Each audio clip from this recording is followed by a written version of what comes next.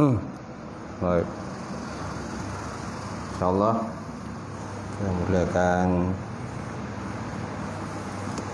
kuliah subuh pagi ini dengan kita sama-sama membaca umur kitab Ila Hadratil Nabi Muhammadin Mustafa Rasulullah sallallahu alaihi wasallam wa ala al-kiram ashabihi wa masyaallah. Fatihah. A'udzu billahi minasyaitonir rajim. Bismillahirrahmanirrahim. Alhamdulillahi rabbil alamin. Arrahmanir rahim. Maliki yaumiddin. Iyyaka na'budu wa iyyaka nasta'in. Ihdinas siratal mustaqim.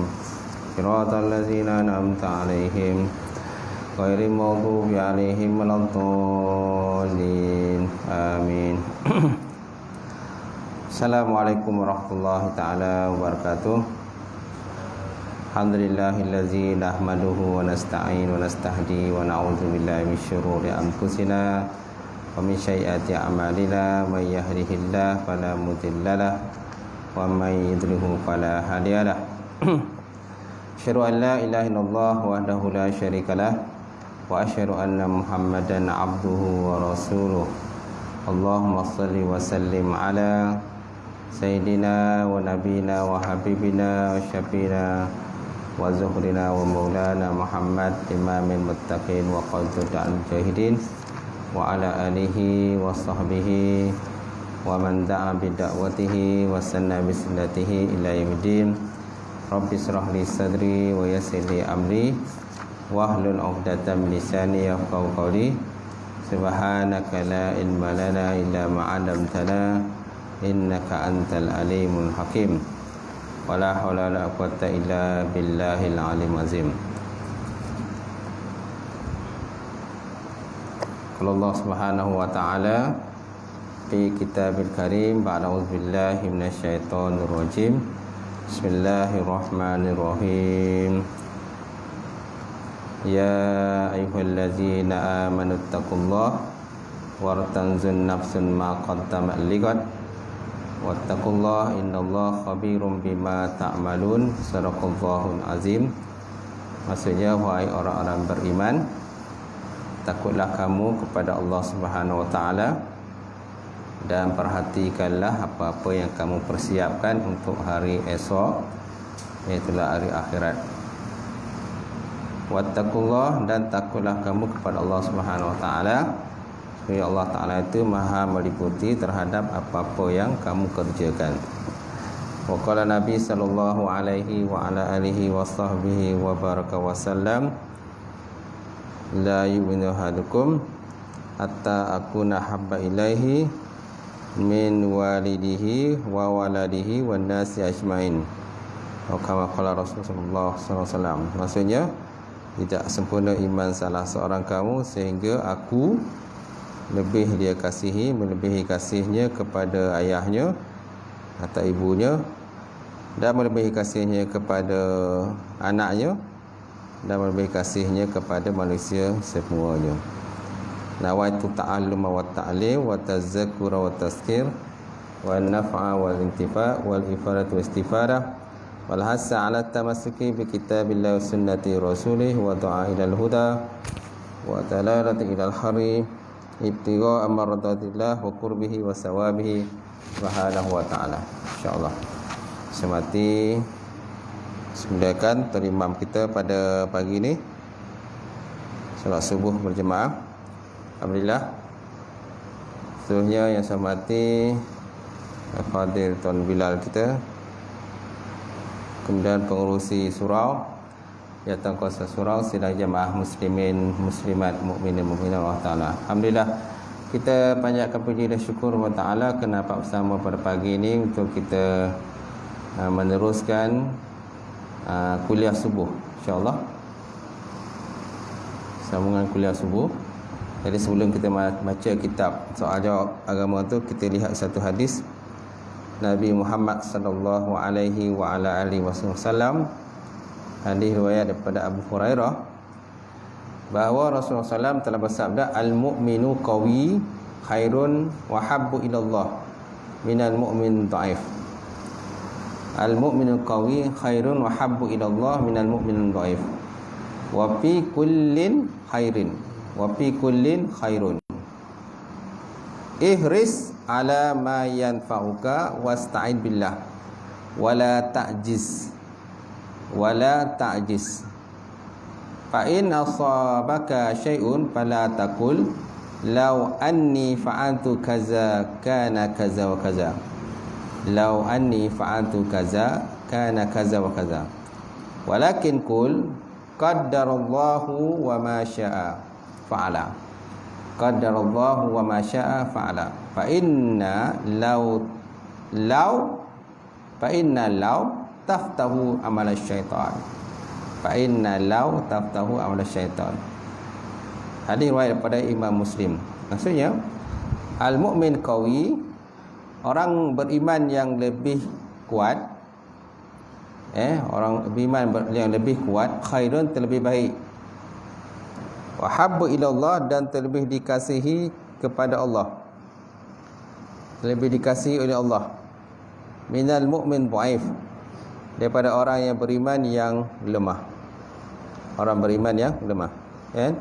Al-mu'min qawi habbu khairun wa habbu ila Allah minal mu'min dhaif, orang beriman yang kuat lebih baik dan terlebih dikasihi oleh Allah Subhanahu wa taala daripada orang yang beriman yang lemah. Wa fi kullin khairun, dan sabit pada tiap-tiap tadi itu ada kebaikan. Wa fi kullin khairun, dan sabit pada setiap-tiap yang dua pecahan tadi, beriman yang kuat dan beriman lemah, itu ada kebaikan. Ihris ala ma yanfa'uka, oleh itu tekunlah kamu di atas sesuatu yang memberi manfaat bagimu. Ihris ala ma yanfa'uka wasta'in billah, dan mintalah bantuan, pertolongan kepada Allah Subhanahu wa taala. Wala ta'jiz, dan jangan kamu merasa lemah. Wala ta'jiz, dan jangan kamu merasa lemah.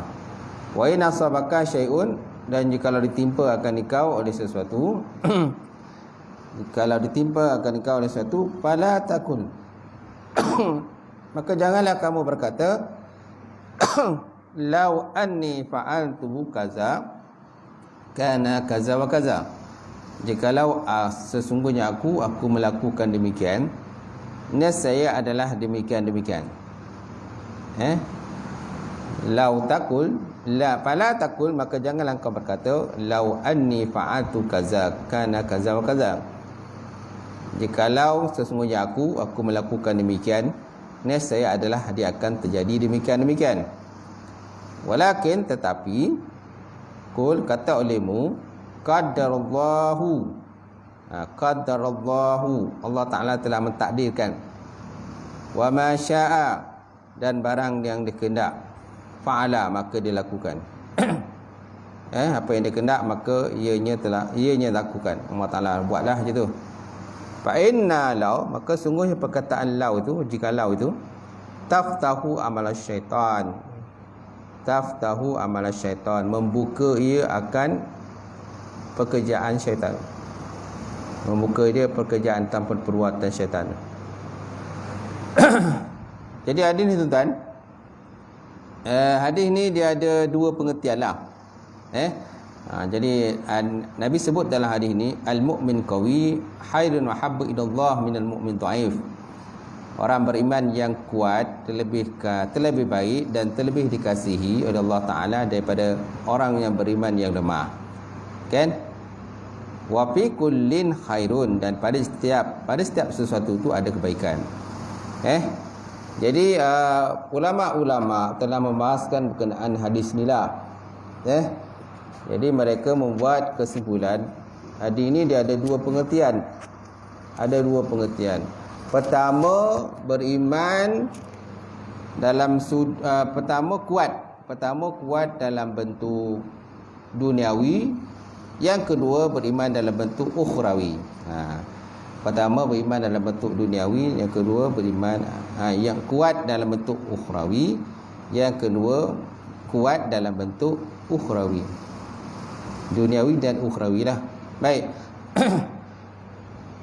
Apa yang dikatakan beriman kuat dalam bentuk duniawi ni, maksudnya kuat anggota badan lah.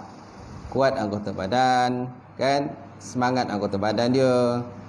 Mana apa saja dalam bentuk duniawi ni kuat. Apa saja dalam bentuk duniawi ni ada kuat. Mana segala perbuatan dia tu dalam pekerjaan-pekerjaan dunia ni kuat. Kuat lah. Kalau pergi perang tu kuat lagi perang. Angkat senjata pun kuat. Makan pun kuat.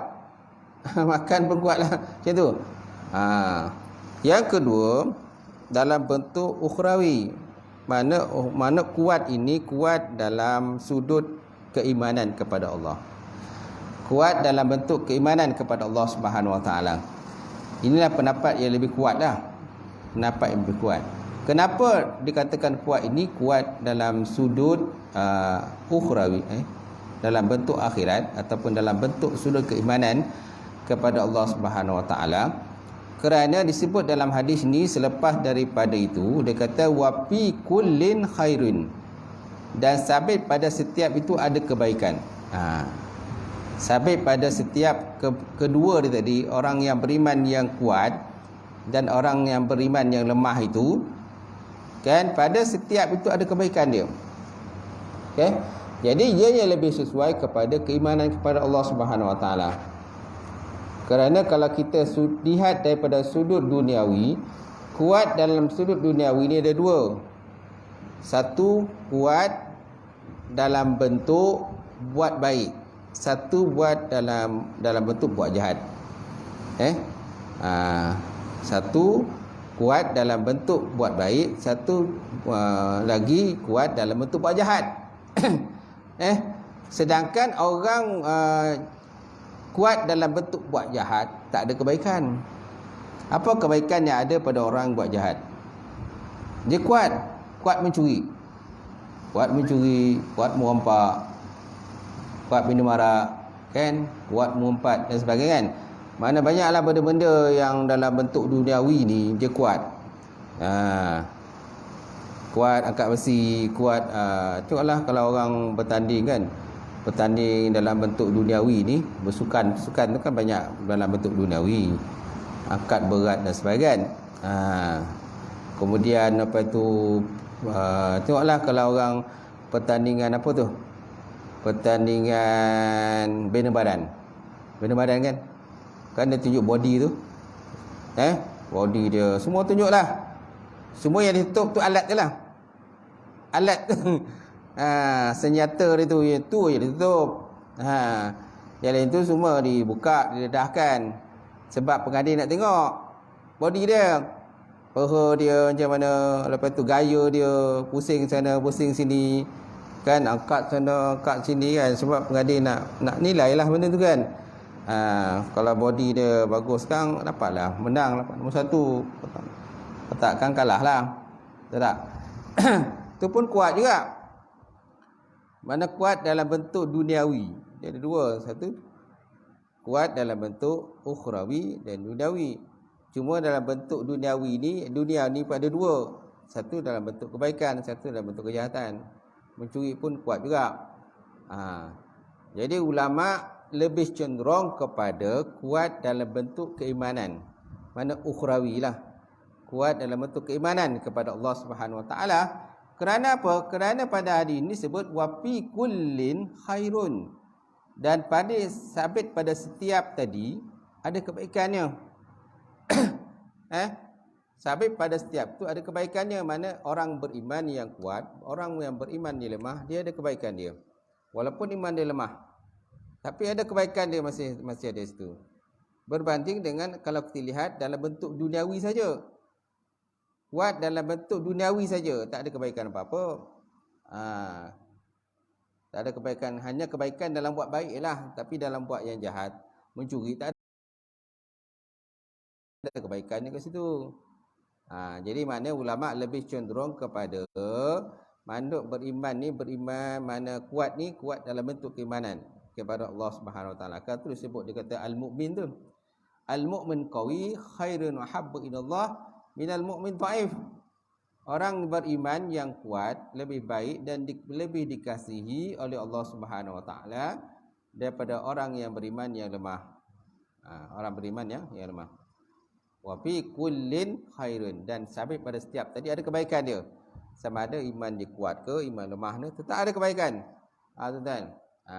Cuma lebih banyak kebaikan bagi orang beriman yang kuat lah. Lebih banyaklah keimanan dia, kerana sudah tentu maka dia akan lebih dipandang mulia daripada si Allah Subhanahu Wa Taala berbanding dengan orang yang imannya lemah, kuranglah dipandang mulia daripada si manusia. Tetapi kita bukan makna nak minta perhatian pada manusia. Jangan kita minta perhatian daripada manusia. Cuma kalau kita lihat perbandingan orang beriman yang kuat, kan, yang lebih ke depan, lebih dikasihi oleh Allah Subhanahu Wa Taala, tuan-tuan. Dan Nabi Muhammad SAW pun antara individu yang kuat. Dan Nabi juga merupakan individu yang paling berani. Nabi orang yang kuat, orang yang paling berani. Tentu lihat dalam sejarah Islam, dalam peperangan kan. Kalau dalam peperangan, boleh tak Nabi itu melarikan diri dalam peperangan? Kalau seandainya dikepung ataupun seandainya dia tinggal seorang, dia tak boleh larikan diri. Haram kepada seorang Nabi melarikan diri dalam peperangan. Banyak peperangan diikuti oleh baginda Rasulullah SAW. Kalau dalam peperangan itu dikepung oleh musuh, kan, para sahabat ada yang bertempialan lari, Nabi tak lari. Kerana Nabi ni seorang yang kuat, seorang yang berani, kuat dan berani. Dan Nabi pun, kan, dia punya zaujah pun isterinya lebih ramai, kan, lebih ramai. Para sahabat hanya benarkan isteri je. Para sahabat pun berapa je, semua paling tidak pun 4 orang, kan, 4 orang ataupun ada yang seorang je. Tak? Cuma yalah, bila isteri ramai ni tanggungjawab lebih lah. Tanggungjawab lebih, kan. Kita tengoklah kalau isteri ramai tu tak senang duduk. Kojap sini, kojap sana, kodak darat, kodak ke bawah, kodak ke bawah. Nak jumpa pun susah. Nak jumpa pun susah. Seorang pun kadang nak jumpa pun susah. Tu isteri seorang. Kalau isteri lebih daripada satu, lagi paling susah nak jumpa. Masya Allah, dah ke situ pula, kan. Kiaslah.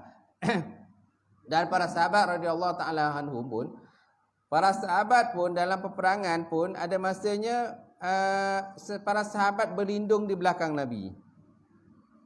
Para sahabat berlindung di belakang Nabi bila dalam keadaan berkecamuk peperangan, kan, dan tentera musuh tu lagi ramai daripada tentera Islam. Dan ada masanya para sahabat pun dikepung. Jadi para sahabat akan berlindung di belakang baginda Rasulullah sallallahu alaihi wasallam. Sedangkan Nabi antara orang yang paling terkehadapan. Nabi ialah orang yang terkehadapan bertemu dengan musuh. Macam tu, kan. Jadi, kan, Islam ni sukalah kepada mukmin yang kuat. Yang kuat, mana kuat daripada sudut iman, kuat daripada sudut akidah dia. Akidah dia lagi kuat, lagi mantap kepada Allah Subhanahu Wa Taala. Itu Allah Taala lebih kasihi daripada orang yang beriman yang lemah. Al-mu'min dhaif. Mukmin yang lemah. Cuma kalau orang yang beriman yang lemah ni pun tetap ada kebaikan. Wa fi kullin khairun. Pada setiap sesuatu tu ada kebaikan dia. Kemudian Nabi juga sebut, dia kata, ihris ala ma yanfa'uka wasta'in billah wala ta'jiz. Ihris, dan tekunlah oleh kamu. Tekunlah kamu di atas sesuatu barang yang boleh bermanfaat akan kau. Wasta'in billah, dan mintalah bantuan kepada Allah Subhanahu Wa Taala. Wala ta'jiz, dan janganlah kamu lemah. Janganlah kamu lemah ataupun janganlah kamu malas, tuan-tuan.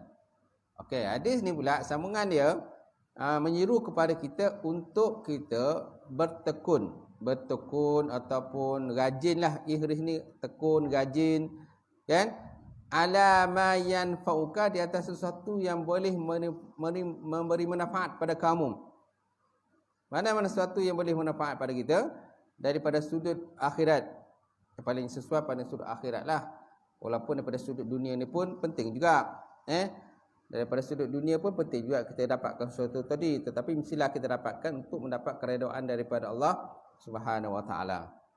Kalau kita cari sesuatu tu kita nak dapat satu tadi, tetapi dalam bentuk Allah Ta'ala tak redha pun tak guna juga.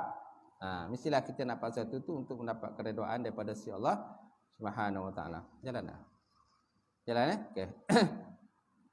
Oleh itu Nabi kata, ihris ala ma yanfa'uka, berlombalah kamu, bertekunlah kamu di atas sesuatu yang memberi manfaat pada engkau.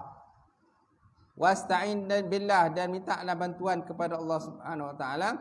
Wala ta'jiz, dan janganlah kamu lemah, janganlah kamu malas. Jadi hadis ini, kata-kata ini tuan-tuan, sebagai satu bentuk seruan kepada kita lah. Seruan kepada kita supaya kita ni bertekun di atas sesuatu benda yang boleh memberi manfaat pada kita.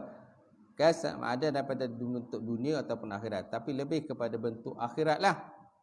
Kan, apa benda yang bermanfaat pada kita untuk akhirat? Solat, kan, membantu orang yang susah, untuk orang fakir miskin, kan, amal-amal ibadah, okay? Membaca Quran, berzikir dan sebagainya, kan. Solat subuh, solat berjamaah, melazimi rumah Allah Subhanahu Wa Ta'ala, mendengar orang yang susah dan fakir miskin dan sebagainya, kita pergi bantu. Okey. Jadi Nabi kata ihris. Ihris, bertekunlah di atas sesuatu benda yang mana-mana ianya boleh bermanfaat pada kita. Di samping itu wasta'in billah, dan mintalah bantuan dan pertolongan Allah Ta'ala di atas buat kebaikan tadi. Wala ta'jiz, dan jangan kamulah lemah. Jangan kamu lemah. Kerana Islam ni tak suka pada lemah. Kan? Islam tak suka pada lemah. Allah Ta'ala pun tak suka pada orang lemah. Apalagi lemah dalam bentuk orang kata keimanan kepada Allah Subhanahu Wa Ta'ala. Orang yang iman lemah, tengoklah macam mana orang iman yang lemah. Kan, kalau dalam bab untuk contoh berjihad pada Allah, bantu orang susah dan sebagainya, lemah je kan. Kalau nak bagi sedekah pun lemah, nak keluar duit kan, lemah je. Kalau peti masjid tu, peti duit tu kan, lalu depan dia kan, lemah je nak keluarkan duit kan. Jadi kan. Tapi kalau ada orang bagi duit, pokoknya belah. Ada orang nak bagi sumbangan, pokoknya belah kita pergi ambil. Tak? Tapi bila kita nak bagi sumbangan, orang minta sumbangan pada kita, kita pun orang kata tafsirlah macam-macam. Ini ada kata ada kebenaran ke minta sumbangan ni, kan? Macam-macamlah. Ada surat, cik ada surat. ada surat. Macam cerita Pilamri tak tuan-tuan. Cik ada surat, kan dia nak minta kerja tu. Cik ada surat. Surat apa yang ditunjuk tu, surat pajak gadai tunjuk kan. Itu. Jadi Nabi kata wala ta'jiz, janganlah kamu lemah, janganlah kamu malas di dalam berlumba-lumba untuk mencari sesuatu kebaikan. Macam tu. Kemudian Nabi kata wa in asabaka syai'un fala taqul law anni fa'altu kaza kana kaza wa kaza. Dan jikalau timpa oleh engkau oleh sesuatu perkara, fala taqul, maka janganlah engkau berkata law anni, jikalau sesungguhnya aku melakukan demikian, nescaya adalah demikian. Kita jangan cakap macam itulah. Law, kalaulah aku tak pergi, tentulah aku tak kena. Kalaulah aku tak melintas, tentulah tak kena. Kalaulah tu tak ni dan sebagainya, itulah. Banyak pada kalau. Kalau ni janganlah. Jangan kita suka berkata kalau. Walakin kul qadarullah, tetapi naklah kita berkata qadarullahu wa ma syaa Allah fa'ala. Allah Subhanahu Wa Ta'ala telah mentakdirkan. Allah Subhanahu Wa Ta'ala telah mentakdirkan, wa ma syaa, dan barang yang dia kehendak, fa'ala, maka Allah Ta'ala lakukan. Allah Ta'ala lakukan. Ini ketentuan daripada Allah Subhanahu Wa Ta'ala. Mana kita kena yakin dengan qada dan qadar Allah. Kalau sebut dalam syarah hadis ni kata, apakah maksud qadar Allah? Apakah maksud qadarallahu wa ma syaa fa'ala? Allah Ta'ala telah mentakdirkan. Maksudnya qada dan qadar Allah. Allah Ta'ala telah menentukan qada dan qadarnya. Wa ma syaa, dan barang dia kehendak. Fa'ala, saya dia melakukan dia. Dia melakukan. Walau macam mana pun tuan-tuan, kita nak cuba mengelak, contohlah kemalangan. Kita cuba nak mengelak, Tak boleh buat, mesti kena. Kerana memang dari takdirkan di Lauh Mahfuz tu kita akan berlaku kemalangan. Kalau pun kita cuba mengelak, kan, daripada kena curi, kena juga curi, hilang juga barang kita. Walaupun macam mana kita mengelak, cicir juga duit kita, kan. Cicir juga duit kita. Walaupun kita cuba berusaha supaya jangan cicir, cicir juga. Kalau orang bercerai pula, kan, pasangan tu cuba mengelak sedaya upaya supaya jangan bercerai, bercerai juga. Nampak? Dia dah usaha dah macam-macam cara dah. Si suami ni dah berusaha macam-macam cara supaya jangan bercerai. Si isteri pun dah berusaha sedaya upaya supaya jangan bercerai. Tetapi Allah Ta'ala telah menentukan pasangan ni bercerai. Bercerai, kan? Maka bercerai juga. Kerana setiap benda tu ada hikmah. Setiap ada benda tu, kenapa pasangan ni bercerai? Mungkin ada hikmah lain pula Allah Ta'ala tunjuk pada dia. Mungkin Allah Ta'ala nak bagi pasangan lebih baik, kan, isteri yang lebih baik, suami yang lebih baik daripada yang sedia ada ini. Sebabnya Allah Ta'ala kata begitu. Qadarallahu wa ma syaa fa'ala. Qadarallah, Allah Ta'ala telah mentakdirkan, maksudnya bil qadar, qada wal qadar, dengan qada dan qadar Allah Subhanahu Wa Ta'ala, dan apa yang dia kena fa'ala, nasi Allah Ta'ala lakukan. Fa inna law taftahu amal syaitan, maka sesungguhnya perkataan law itu taftahu, membuka amal syaitan, perbuatan syaitan. Kerana perkataan law ini sesuai untuk syaitan lah. Law, kalau aku pergi, law, kalau aku tak pergi, tentu tak kena. Kalau aku tak keluar rumah, tentu aku tak kena. Tentu tak akan berlaku kemalangan, kan? Kalau aku tak buat, tentu tak kena. Mana banyak law lah.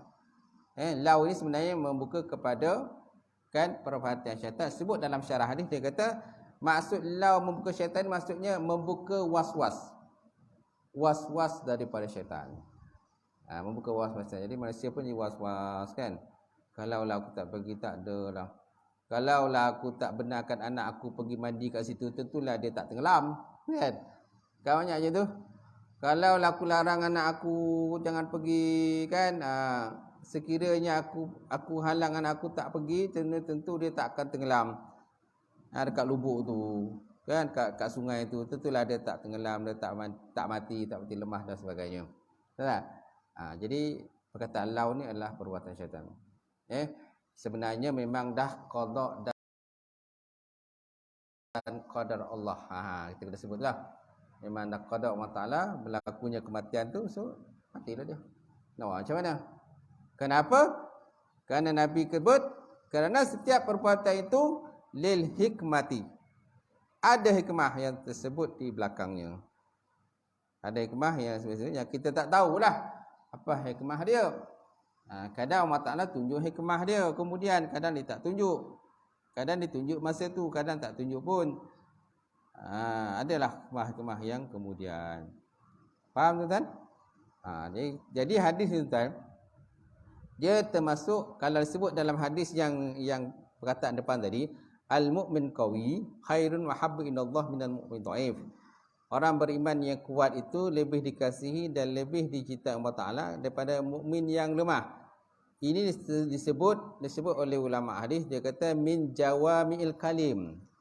Min jawami'il kamil. Maknanya perkataannya ringkas tetapi makna mendalam.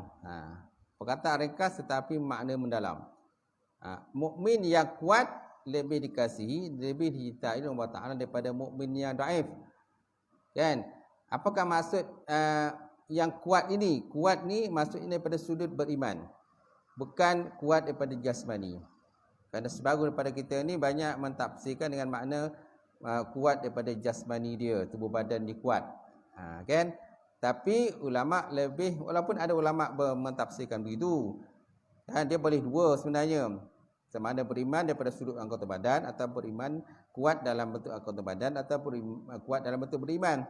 Tapi lebih sesuai kepada kuat dalam bentuk beriman kepada Allah. Kerana disebut dalam hadis itu selepasnya, wa fi kullin khairin. Pada setiap sesuatu itu ada kebaikan. Maksudnya beriman yang lemah, beriman yang kuat tetap ada kebaikan. tetap ada kebaikannya. Bukan beriman dalam bentuk jasmani. Sebab kalau bukan kuat daripada jasmani, kalau dalam bentuk jasmani, kalau orang yang lemah ni tak ada kebaikan apa-apa lah. Tak? Saya tengok orang lemah, apa kebaikan yang dia ada daripada tubuh badan dia lemah? Tak ada, duduk je tu, baring je tu, baring. Orang lemah. Kan? Macam orang kena apa tu? Orang stroke kan? Orang stroke. Saya tengok. Apa yang dia boleh buat? Duduk je tu. Hanya mengharapkan pertolongan dan bantuan daripada orang lain. Kalau ada orang lain bantu, dia suapkan makanan daripada dia, maka dia dapatlah makan. Kalau tak ada orang suapkan, tak adalah. Ataupun contohnya melalui tiup. Kan masukkan makan melalui tiup kan. Gitu. Saya tengok orang yang terlantar. Kan? Jadi masukkan makanan melalui tiup. Gitu. Masuk bolehlah makan. Melalui tiup tidak. Susahlah sikitlah. Jadi yang paling sesuai ialah kan maksud kuat ni kuat daripada sudut ukhrawi, akhirat. Kuat dalam sudut keimanan kepada Allah Subhanahu wa taala. Kemudian Nabi sebut tadi, berlumbalah di atas sesuatu beri manfaat dan mintalah bantuan daripada Allah taala dan janganlah kamu wala ta'jiz. Wala ta'jiz, janganlah kamu lemah, janganlah kamu malas di atas sesuatu. Dan kalau ditimpa oleh sesuatu pada engkau, maka janganlah kita kata lau anni fa'altu kaza kana kaza wa kaza. Jikalau semuanya aku lakukan demikian, nescaya adalah demikian. Tetapi naklah kita berkata qadarallahu wa ma syaa fa'ala. Allah Taala telah mentakdirkan. Maksud takdir ini ialah bil qada'i bil qadri wal qada'. Kan, dengan takdir Allah Taala, dengan qada' dan qadarnya, kan, maka Allah Taala lakukan dan dia buat apa yang dia kena. Sebagaimana Nabi kata, dia kata wa ma syaa kana wa ma lam yasha lam yakun.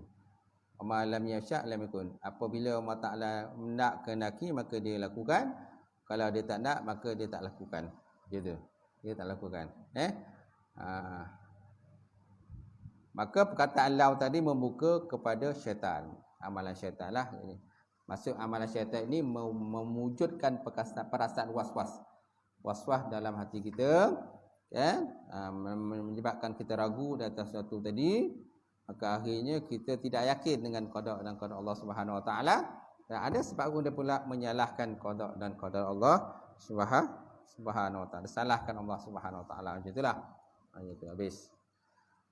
Okey, kita lihat kepada soal jawab.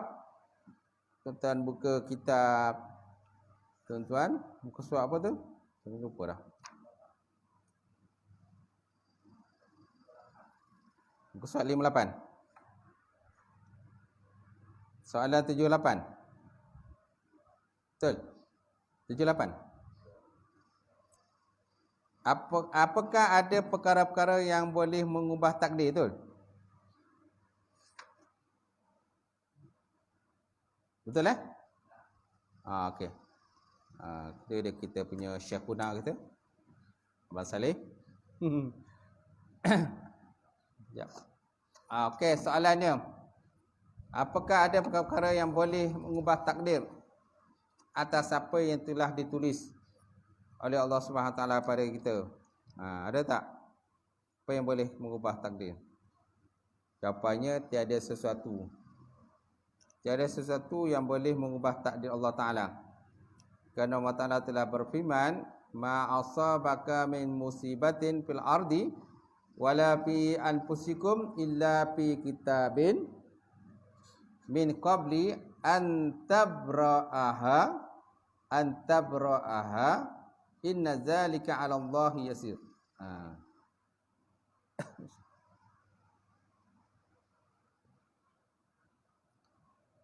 Baik. Jadi soalannya, apakah ada perkara yang boleh mengubah takdir atas apa yang telah pun ditulis Allah Ta'ala tadi? Sama macam tadi lah persoalan tadi kan. Hadis yang baca tadi kan. Qadarallahu wa ma syaa fa'ala tadi kan. Ma syaa Allah kana wa ma lam yasha lam yakun. Apa yang Allah Ta'ala kenaki dia boleh berlaku, dan apa yang Allah Ta'ala tak kenaki tak akan berlaku. Okey, kemudian boleh tak berubah takdir? Jawapannya tak boleh lah. Tiada satu yang boleh mengubah takdir Allah Subhanahu wa taala. Ma asabaka min musibatin fil ardi wala fi anfusikum illa fi kitabin min qabli an tabraha. Tidak ada sesuatu kesusahan atau bala bencana yang ditimpakan di bumi dan tidak juga yang menimpa diri kamu, melainkan telah sedia ada di dalam kitab. Melainkan semua telah sedia ada dalam kitab, mana pengetahuan kami, sebelum kami menjadikan. Sesungguhnya mengadakan demikian itu adalah amat mudah. Inna zalika 'ala Allah yasir. Sesungguhnya demikian tadi di atas Allah Taala itu amat mudah. Sabda Rasulullah SAW, rufi'an aqlam wa jafatis suyuf. Rufi'al aqlam wa jafatis suyuf. Pena telah diangkat dan telah kering lembaran. Apa maksud pena diangkat? Mana benda yang ditulis di Lauh Mahfuz tu. Benda yang tulis di Lauh Mahfuz itu telah pun ditulis Allah Taala pada kita. Mana qada dan qadar tu telah pun ditulis oleh Allah Subhanahu Wa Taala. Tak boleh kita nak elak lah. Tak boleh kita nak mengelak dia. Cuma manusia boleh usaha. Manusia boleh usaha untuk mengelak. Dia kena usaha lah. Kerana manusia tak terlari daripada perbuatan dia. Ikhtiar manusia tu tetap ada lah. Sebab kita guru ahli sunnah wal jamaah ni, walaupun kita percaya pada qada dan qadar Allah, tetapi manusia tak boleh lari pada usaha dan ikhtiar. Dia kena usaha, ikhtiar, doa. Kan? Kerana antara yang boleh ubah doa qada tu doa lah. La yadutul qada illa bidu'a.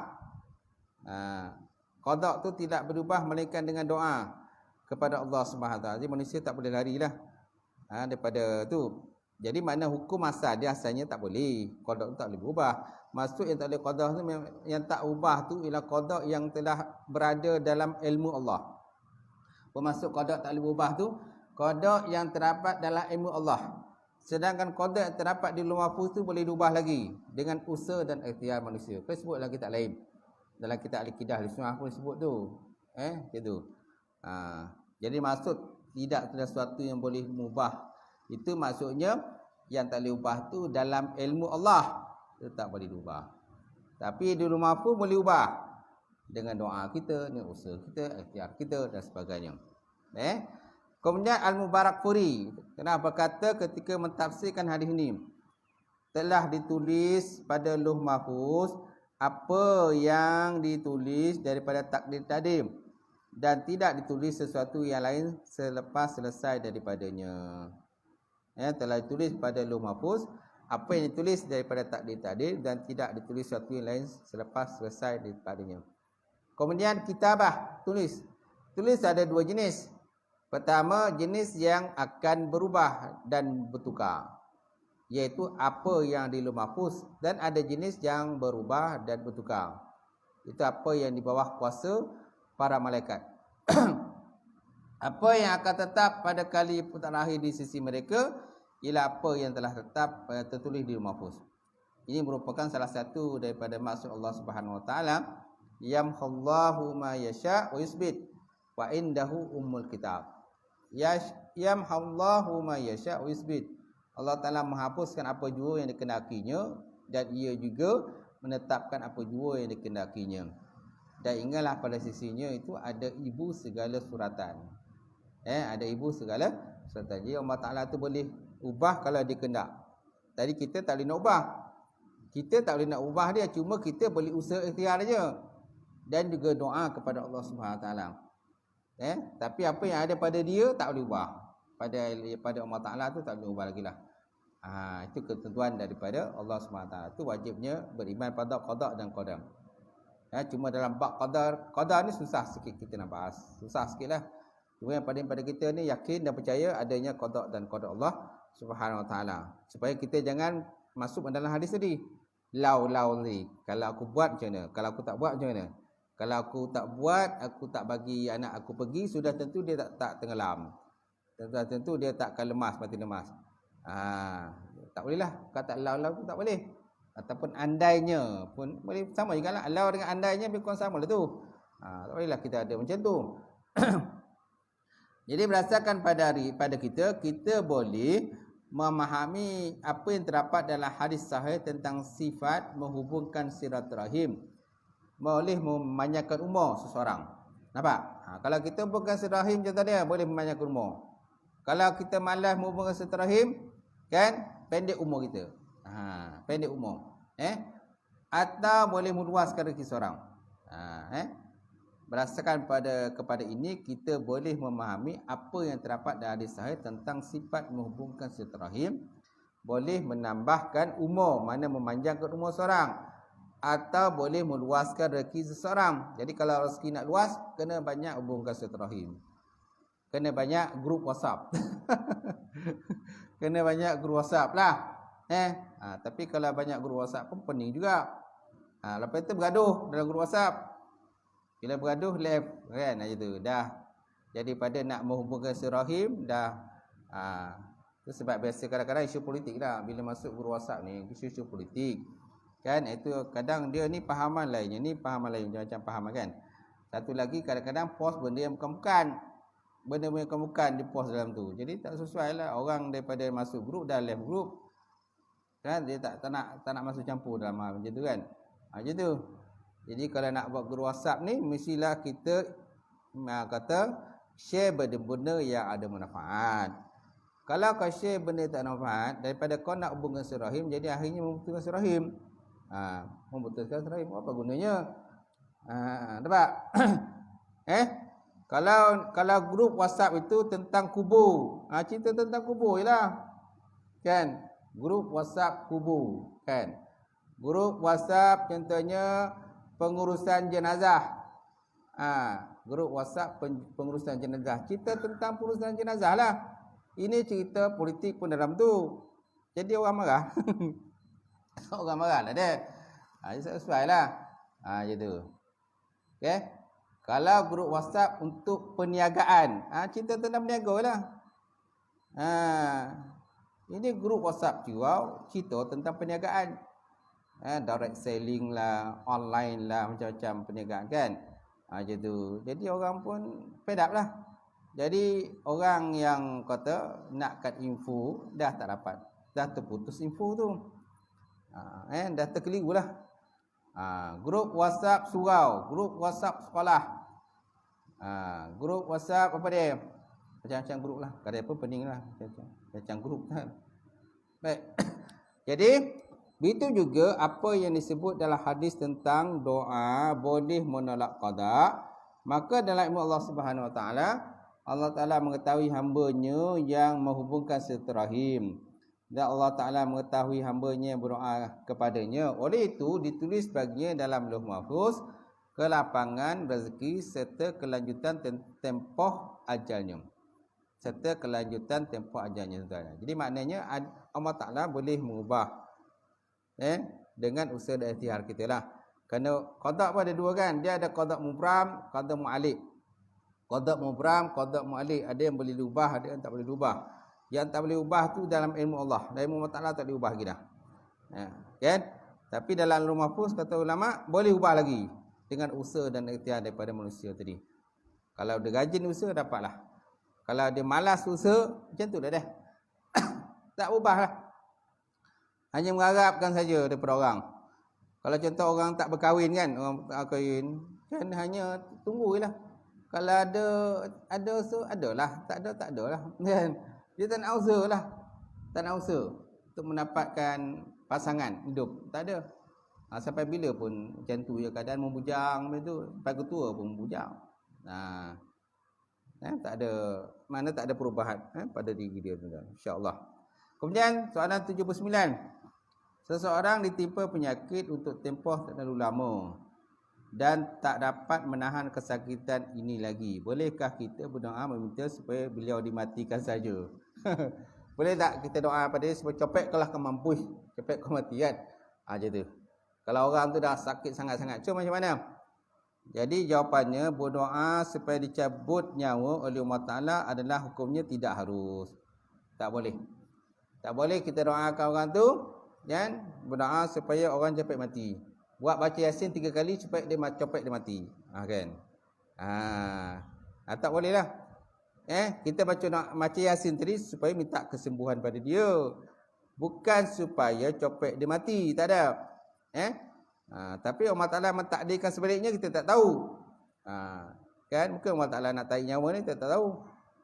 Dah sebab dah terlantar macam tu. Kan nyawa pun dia nyawa ikan. Macam tu kan. Nyawa pun ikan. Tak tahu boleh buat apa. Kan? Artinya janganlah seseorang kamu memohon kematian kerana disebabkan kemudaratan yang menimpanya. Hadis riwayat pada Bukhari. Wajib bagi setiap insan bersabar dan mengharapkan Allah Subhanahu Wa Taala sentiasa memohon kepada Allah petunjuk dan juga keteguhan iman. Jadi sehubungan dengan hadis di atas, Nabi Muhammad sallallahu alaihi wasallam telah bersabda, sekiranya dia mahu juga bercita-cita untuk mati, maka naklah dia baca doa ni. Nampak? Ni doa yang boleh kita gunakanlah. Okay? Kalau seandainya orang tu memang tak sangguplah nak tanggung dia punya azab, siksaan, kesakitan, kepedihan tu kan. Maka baca doa ni. Ataupun kita baca doa ni untuk dia lah. Macam Allahumma ahini ma kanatil haya khairul li wa tawaffani iza kanatil wafa khairul li. Ya Allah Tuhanku, hidupkanlah daku ataupun hidupkanlah dia sekiranya hidup itu lebih baik baginya. Dan matikanlah dia sekiranya mati lebih baik bagi dia. Ataupun matikan aku sekiranya mati itu lebih baik aku. Tu ni doa ni boleh lah. Doa ni boleh. Macam tu. Maknanya hidupkan dia kalau seandainya hidup terbaik.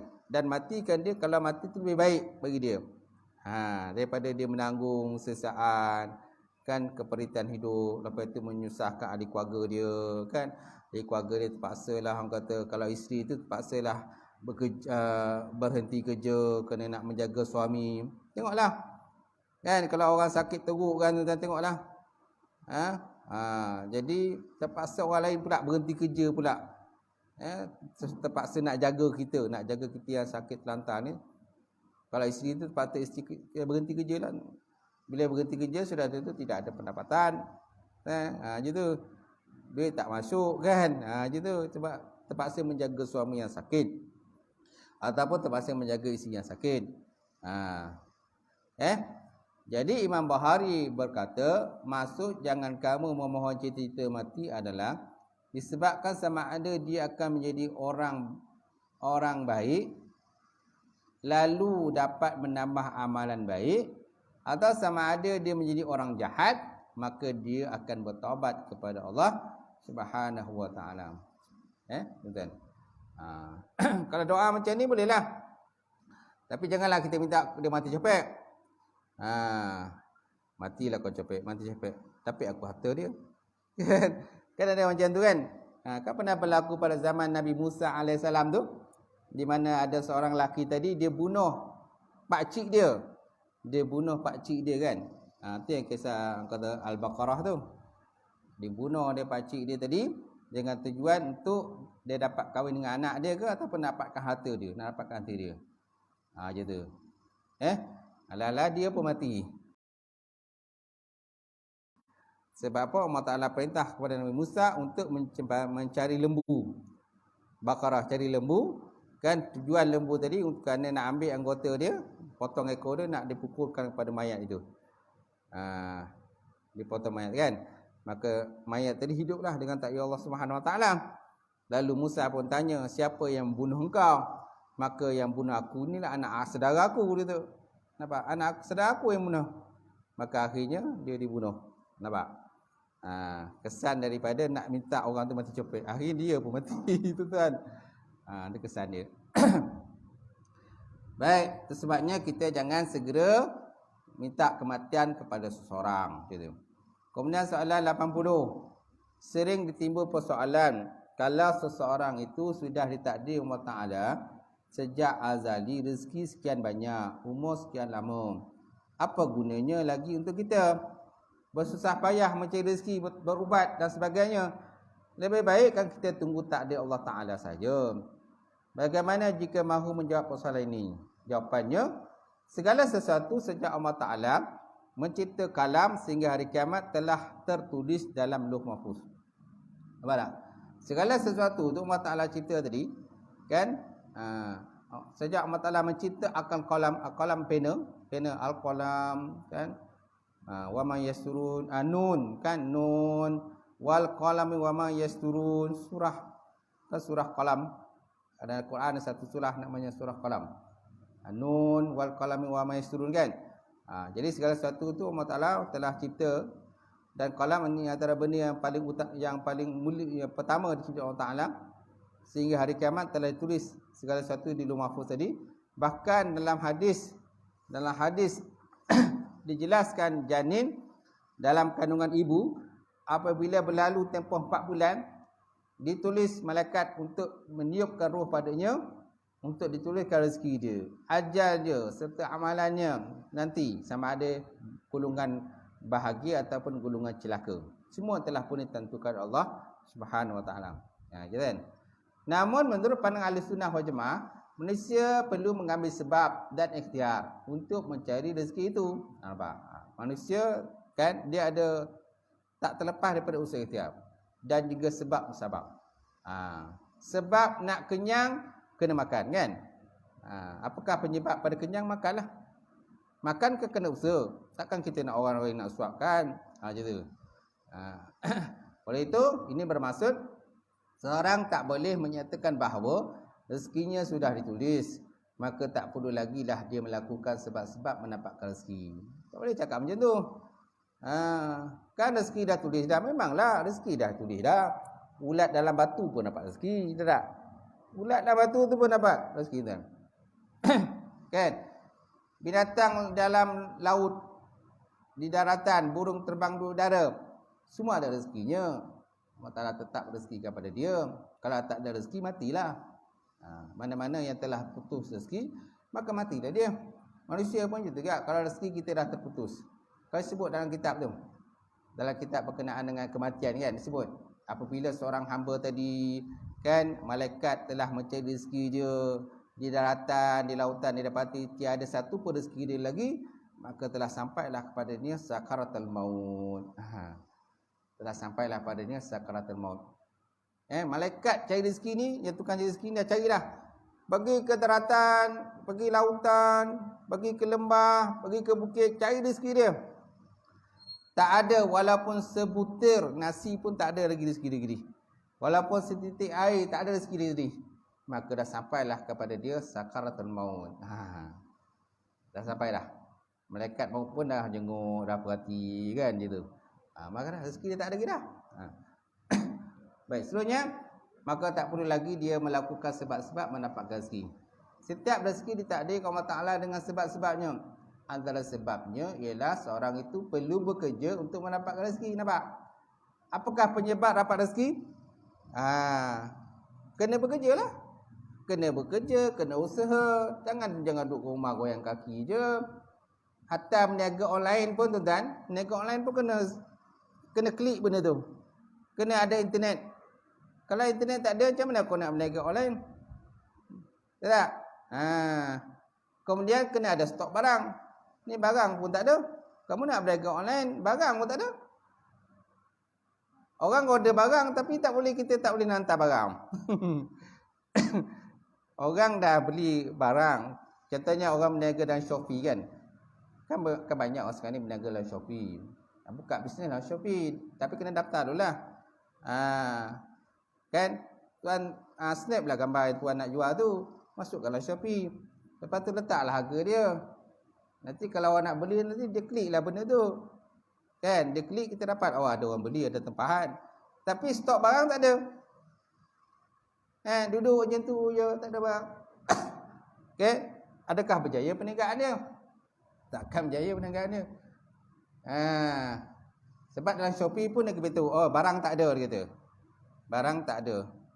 Mana dia akan cancel kan? Cancel kan? Barang di tempat tak ada, dia boleh cancel kan? Dia ada tarikh tempoh dia.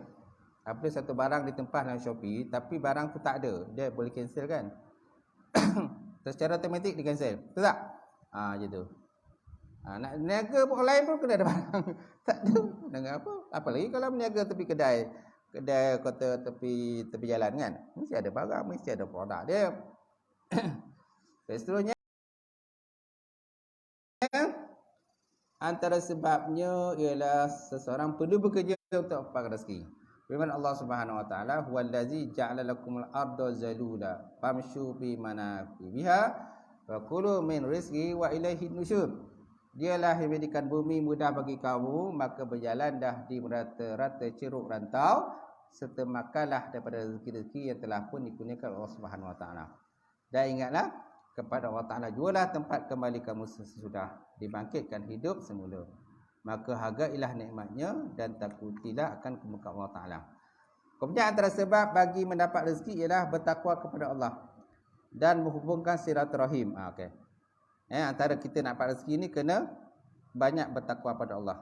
Wa may yattaqillah kan? Kan ada sebut ayat Sibudina tu. Wa may yattaqillah yaj'al lahu makhraja wa yarzuquhu min haitsu la yahtasib.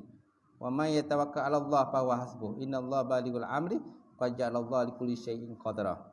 Barang yang siapa yang bertakwa kepada Allah, maka Allah Taala bagikan rezeki kan yang tidak terhitung banyaknya. Wa may yattaqillah yaj'al lahu makhraja. Allah Taala bagi di jalan keluar, wa yarzuquhu min haitsu la yahtasib. Allah Taala rezeki kepada dia pada satu rezeki yang tidak dapat dihitung banyaknya. Nampak tak? Itu ayat Sibudina tu. Jadi kalau tuan-tuan nak murah rezeki, kena banyak amal Sibudina lah. Kena banyak baca. Tapi jangan baca saja, tak amal pun tak guna. Kena tengok apakah makna ayat Sibudina tu. Baik. Jadi antara sebab lain mendapat rezeki ialah bertakwa kepada Allah. Dan satu lagi menghubungkan silaturahim. Okey. Sabda Rasulullah SAW, man habba ayyabsuta lahu fi rizqi wa yunsi'a lahu fi asarihi falyasir rahimahu. Siapa yang ingin diluaskan rezekinya dan dipanjang umurnya, maka hendaklah dia menghubungkan silaturahim. Betul tak? Itu sebabnya dalam grup WhatsApp jangan post yang bukan-bukan. Bila post orang cabut lagi, orang live pula. Tu pun ada punca, antara punca penyebab orang live tu sebab post benda yang bukan-bukan. Orang memang tujuan dia nak baik, kan? Nak baik, nak masuk dalam tu supaya ada silaturahim. Bila kau post benda yang bukan-bukan, orang pun kecil hatilah. Maknanya menghinakan. Bila kita post bukan, mana kita menghina orang lain sebenarnya. Walaupun mungkin dia tak ada niat nak hinakan, hanya niat untuk bergurau je, kan, dalam grup tu, tetapi sebenarnya dia menghina orang lain. Maknanya merendahkan martabat orang lain dalam grup tu sebenarnya. Tu kita kena faham tu. Kemudian firman Allah Subhanahu Wa Taala, wa may yattaqillah yaj'al makhraja wa yarzuqhu min haitsu yahtasib. Inilah ayat tadilah. Siapa yang bertakwa kepada Allah, nescaya Allah Taala akan mengadakan baginya jalan keluar daripada segala perkara yang menyusahkan, serta memberinya rezeki daripada jalan yang tidak terlintas di hatinya. Surah At-Talaq ayat 2-3. Okey, kemudian apakah syiah? Okey, habis tuan-tuan. Cukuplah pagi ini perbincangan kita. Dapatlah 3 soal jawab, kan? Dan juga hadis saya kongsikan pada pagi ini. Mudah-mudahan dengan adanya perbincangan kongsian pada pagi ini, insya-Allah sikit sebanyak akan dapat menambahkan, memantapkan lagi lah ilmu kita, insya-Allah. Saya buka soalan sebelum saya tutup. Ada soalan tak? Saya Ustaz. Tadi Ustaz sebut mati, kemudian doa. Jadi sekarang ni Ustaz, tempat saya lah, bila orang tu dah nazak, itu tak boleh air sekali dia bacakan Yasin. Tujuan dia tu antara dua lah. Kalau Allah Ta'ala nak ambil, ataupun Allah Ta'ala nak sendiri. Apa hukum itu Ustaz? Haruslah. Aku ni haruslah. Usahalah, usaha kita lah. Sebab kita tengok dah, kesian lah tengok keadaan macam tu kan. Jadi dia antara Yasin ni untuk memudahkan keluar roh sebenarnya. Tujuan Yasin itu untuk memudahkan roh itu keluar. Roh itu dicabut oleh malaikat. Kadang ada satu benda yang kadang-kadang amalan-amalan tertentu yang mungkin dia amalkan, benda syirik yang dia amalkan, menyebab benda itulah antara penyebab yang dia punya roh itu tersekat keluar. Macam tu. Lagipun satu lagi, doktor pun dah kata memang tak ada harapan dah gitu. Kan? Doktor kata memang orang kata tak ada harapan dah. Tak ada harapan lah. Tapi tetap kita usaha jugalah. Mana kita usaha baca Yasin ni antara macam masuk daripada doa tadi lah je tu. Mana kalau seandainya maknanya hidup tu baik untuk dia, mana panjangkan umur dia. Mana kalau hidup tu tak baik bagi dia, maka kau pendekkanlah umur dia, tariklah nyawa dia tadi. Mana pun antara bentuk ikhtiar lah. Bukan mana kita minta dia cepat mati, tak ada. Tak ada. Kita buat macam tu memang pandangan doktor macam tu. Doktor kata ya, doktor kan pakar dalam bab ni juga kan. Dalam bab kesihatan kan, perubatan dan sebagainya. Doktor kata memang tak ada harapan kata. Semana tak ada harapan, kita usaha kita baca Yasin lah. Kalau doktor kata ada harapan lagi. Kan, harapan lagi tu lainlah. Kita tunggulah dia apa pandangan doktor pula. Mungkin ada buat kata proses lain pula gitu kan, pembedahan dan sebagainya, ada harapan lagi. Ini tak ada harapan, dan kata hospital pun dah tolak. Tu dah tak ada harapan lah, tu hospital dah tolak tu tak ada harapan lah tu. Dia hanya bergantung kepada tiup kan. Tiup pernafasan bergantung tu je, dan juga ubat dia. Kalau tarik tu memang lama tu dah tak adalah. Macam tu. Tu sebab tengok mana kata yang mana-mana pesakit yang doktor dah reject tu, dah tolak tu memang biasa tak ada harapan lagi lah. Gitu. Mana doa usaha kita baca Yasin lah supaya roh tu dimudahkan keluar Allah Subhanahu Wa Taala gitu. Wallahu alam lah gitu. Lain soalan? Oh, dia setuju. Okey. Dia dah bagi syarat tu Haidah setuju. Auzubillahi minasyaitonirrajim. Bismillahirrahmanirrahim. Alhamdulillahirabbil alamin wassalatu wassalamu ala asyrofil mursalin wa ala alihi washabihi ajmain. Allahumma zidna ilman nafi'a wa yaqina as-sadiqa wa ma'lam taqabbala rizqan halalan barakatan katsira wasian ya fatah ya alim nawalana qulubana bi nuri ma'rifataka wa aftah lana quluba arifin. Allahumma faqina bidin, Allahumma faqina bidin. Allahumma ja'al hadza jam'al marhuma wa tafarraqana min ba'di tafarruqan ma'suma. Tahassana bi izzatil jabarut wa tasamna bi izzatil malakut wa tawakkalna ala hayyil ladzi la ilaha. Allahumma sif anna hadzal waba wa qina syarra rada wa najina minat ta'ni wa tu'ul bala bilatika ya latif ya khabir ya arhamar rahimin. Allahumma inna na'udzubika minal baras wal junun wa juzam wasail asqam ya arhamar rahimin. Rabbana atina fid dunya hasanah wa fil akhirati hasanah wa qina azabannar. Subhana rabbika rabbil izzati amma yasifun. Wassalamu ala mursalin. Alhamdulillahi rabbil alamin. Qabbalallahu minkum.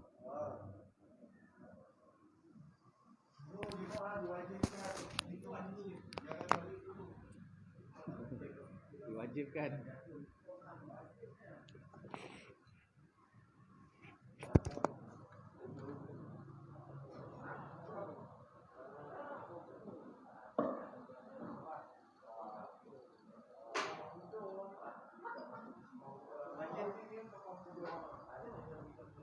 Kita minum dulu kan. Tuan, saya besar harapan tadi minum dulu.